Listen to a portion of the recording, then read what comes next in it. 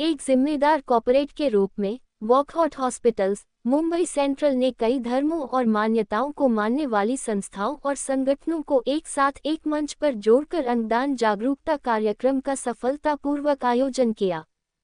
इस कार्यक्रम में विभिन्न धार्मिक पृष्ठभूमि के लोगों को एक साथ जोड़ा गया और अंगदान के जरिए जिंदगियों को बचाने के महत्व को सभी के सामने रखा गया।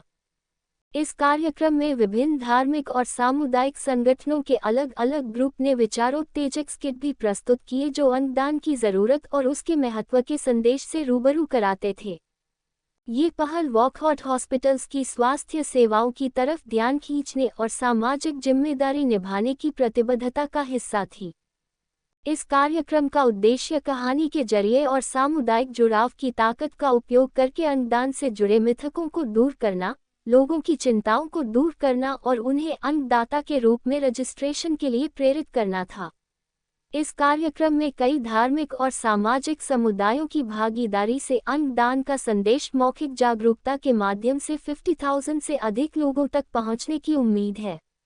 माना जा रहा है कि यहां आने वाले लोग इस संदेश को दूसरों तक भी पहुंचाएंगे और इस तरह यह एक व्यक्ति से दूसरे तक पहुंचेगा। जैसे ये एक स्किट प्रोग्राम रखने के पीछे का रीज़न ये था कि हम अवेयरनेस क्रिएट करना चाहते हैं। जब भी कोई पेशेंट होता है जो ब्रेन डेड होता है, अगर वो अपनी स्वेच्छा के साथ अगर ऑर्गन डोनेट करना चाहेगा तो एक पेशेंट कम से कम 8 लोगों का एक नई लाइफ दिया जा सकता है। और इसकी वजह से हमने ये स्किट कंपटीशन का अरेंजमेंट किया हुआ है जिससे हम ये अवेयरनेस स्प्रेड करना चाहते हैं सोसाइटी में।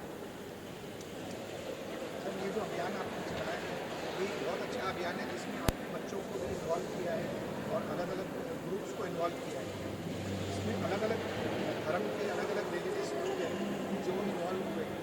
क्या आप बता सकते हैं कि इसके पीछे आपको बहुत अच्छी सोच थी, इससे आपको कितना इफेक्ट मिला और उन बच्चों के ने भी अपने कम्युनिटी में जाकर के कुछ वो लोग कन्विंस करने वाले हैं या कैसा है? सर, हमारे पास नेफ्रोलॉजिस्ट की टीम भी यहाँ पे अवेलेबल है।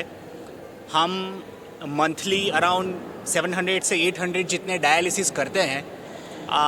कई बार ऐसे होता है हम राउंड पे विज़िट पे जाते हैं तो हमेशा देखते रहते हैं कि कुछ किडनी डायलिसिस के पेशेंट होते हैं, वो हमारे साथ 2 महीना, 3 महीना, 4 महीना, 6 महीने तक दिखते हैं और फिर एकदम से हॉस्पिटल आना बंद कर जाते हैं। तो जाके हम कभी कभार वो वार्ड में पूछते हैं कि ये पेशेंट कहाँ गए। बोले वो पेशेंट ट्रांसप्लांट के लिए वेट कर रहे थे लेकिन ऑर्गन किडनी मिला नहीं और उसकी वजह से उनका डेथ हो गया है। तो कभी कभार वो चेहरे को जितनी बार देखते रहते हैं ऐसा फील होता है कि शायद इतने सारे लोग होते हैं जो कहीं ना कहीं पे डोनेट कर सके वैसे कंडीशन में होते हैं। But because of certain myths, religious myth कुछ होते हैं जहाँ पे बोला जाता है कि अभी आप डोनेट करोगे तो जब नेक्स्ट बर्थ होगा तो ये आपके पास वो ऑर्गन नहीं आएगा। ये स्किट के थ्रू हम यही अवेयरनेस सोसाइटी में फैलाना चाहते हैं और सब रिलीजन के अंदर में कि कोई भी रिलीजन के अंदर में डोनेट नहीं करना ऐसे बताया नहीं गया है। तो वो मैसेज हम पास करना चाहते हैं। वो बच्चों से लेके बूढ़ों तक, अगर आपने ये स्किट में देखा होगा, हर एज के लोग इन्वॉल्व किए गए हैं। तो अगर स्कूल से लेके ये चीज़ें चालू होंगी तो मुझे ऐसा लगता है ये अवेयरनेस और अच्छे से क्रिएट की जा सकती है। इसीलिए हमने ये सारे एज ग्रुप को यहाँ पे इन्वॉल्व किया है।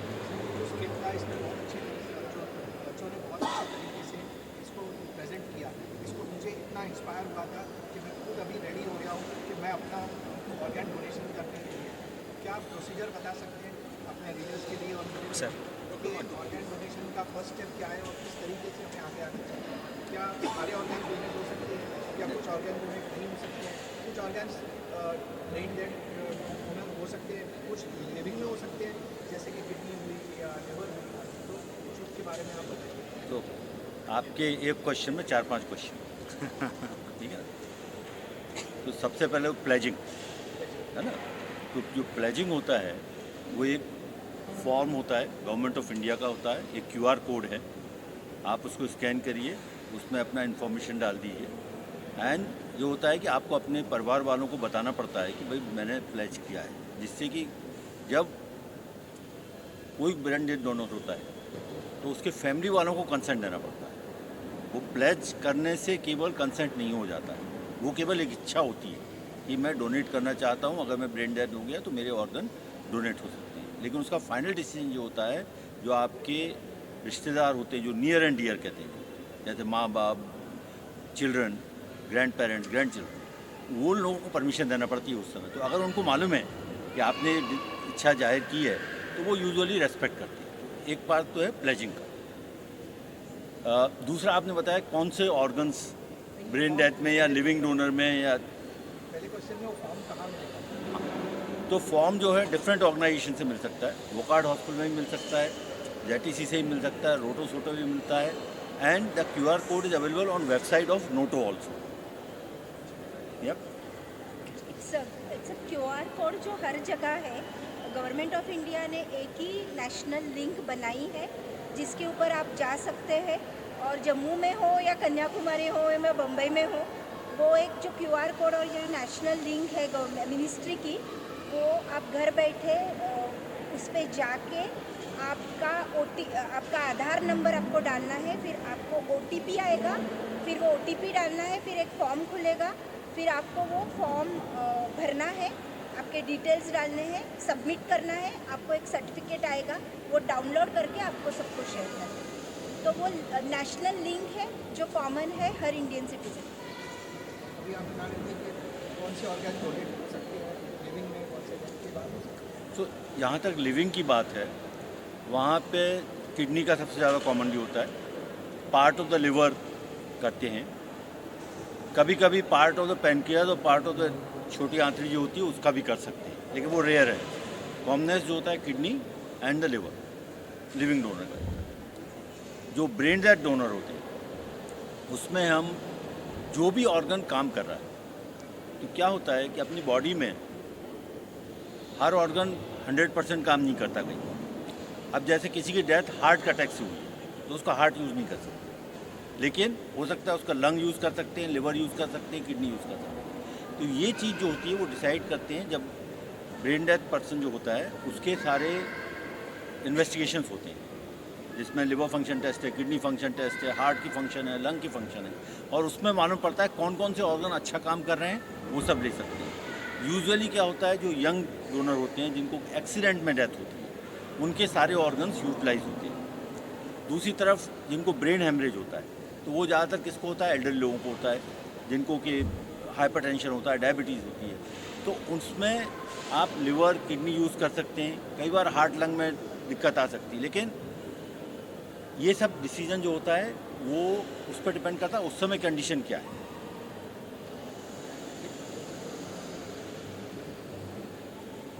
एक चीज़ में क्वेश्चन था जो शुरू में आपने कहा था कि ये जो लोगों ने स्किट किया इसका आप कम्युनिटी से कैसे आगे भेजेंगे।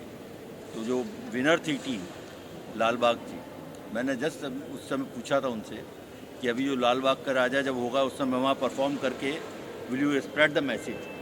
तो वो चीज़ जो है इन सारे ग्रुप्स को एनकरेज करना चाहिए कि अपनी कम्युनिटी में जाके जहाँ भी हैं, जिस ऑर्गेनाइजेशन में काम करते हैं, वहाँ पे ये सब चीज़ें करें और आगे मैसेज को बढ़ाएं। दूसरी बात ये है, as a Wockhardt group, okay, I don't belong to Wockhardt group now, at one time I worked it. Wockhardt group as a whole since 2006 is working on the diseased organ donation, okay, as a group, including their owners, okay. I know them personally at that time. Since 2006 they organized the organ donations, so that's a history for the Wokard group. What is the supply and demand ratio? कौन से organ की सबसे ज़्यादा ज़रूरत है और लोग खर्च दे भी सकते हैं, लेकिन हाई कि आपको भी फील होता होगा तो आप दे सकते हैं? सबसे ज़्यादा किडनी की डिमांड, सबसे ज़्यादा पेशेंट किडनी के हैं, उसके बाद लिवर के आते हैं, फिर हार्ट, फिर लंग, और फिर बाद में बाकी ऑर्गन्स के आते हैं। आइज़ के लिए कॉर्निया ट्रांसप्लांट के लिए that will be more than even the अपना किडनीज। सर एक क्वेश्चन है सर, नंबर्स की अगर हम बात करते हैं तो ऑल ओवर इंडिया की अगर हम बात करें ऑल ओवर इंडिया में अगर हम रेशियो की बात करें तो क्या आंकड़े हैं उनको ऑर्गन नहीं मिलने की वजह से उनकी डेथ या तो सही समय पर उन्हें ऑर्गन मिल जाता है तो ज़िंदगी मिल सकती है? ऐसे कोई आंकड़े अगर कोई अप्रॉक्स भी बता देगा तो अच्छा। देखिए, ऐसा है कि किडनी के मामले में अगर अपन बात करते हैं तो अभी भी सैड फिगर ये है कि जो अपन 5 ईयर सर्वाइवल कहते हैं, तो 5 year survival is still less than 25%। Okay, so आप इससे समझ सकते हो कि डायलिसिस पेशेंट्स का 5 साल सर्वाइवल जो है वो अभी भी 25% से कम है। तो और जो CKD का प्रिवेलेंस आजकल कहा जाता है वो ऑलमोस्ट 1 in 10 तक कहा जाता है, मतलब किडनी डिसीज़ का प्रिवेलेंस बहुत कॉमन है। ओके, दूसरी चीज़ ये है कि जैसे अभी और एक चीज़ कही जाती है कि India is a capital of diabetes, तो आज जो अपन कैपिटल ऑफ डायबिटीज़ है तो 10-15 साल बाद अपन कितने होंगे? तो इसीलिए ये जो है सप्लाई और डिमांड इसमें बहुत ग्रॉस ये है। ओके, जो इसमें जो डिफरेंस है वो बहुत ही ज़्यादा है। ओके, तो इसीलिए अगर कोई भी अगर ऑर्गन डोनेशन कर रहा है तो उसका फ़ायदा ही होने वाला है, उसमें कोई नुकसान नहीं है। ये चीज़ अवेयरनेस करने का मतलब क्या है कि जो इमरजेंसीज़ है वो कभी बता के नहीं आती है। जैसे कभी भी सडनली फ़ोन आ गया कि मेरे ग्रैंड पेरेंट्स है, मेरे ग्रैंड पेरेंट्स को सडनली अनकॉन्शियस हो गए, हॉस्पिटल में है। हॉस्पिटल में जाने के बाद पता चला कि उनको स्ट्रोक हो गया है, लेकिन उनका हार्ट चल रहा है, उनका क्रिएटिनिन 0.9 है, उनके यूरिन में प्रोटीन नहीं है। उस समय में वो मुझे पूछेंगे कि क्या आप ऑर्गन डोनेशन करना चाहोगे?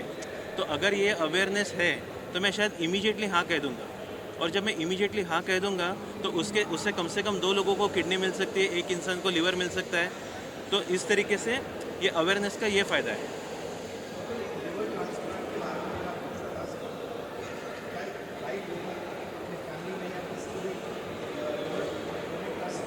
While he is living, a part of his liver can be donated or not, and what are the risks involved in the liver transplant for the donor and the donor?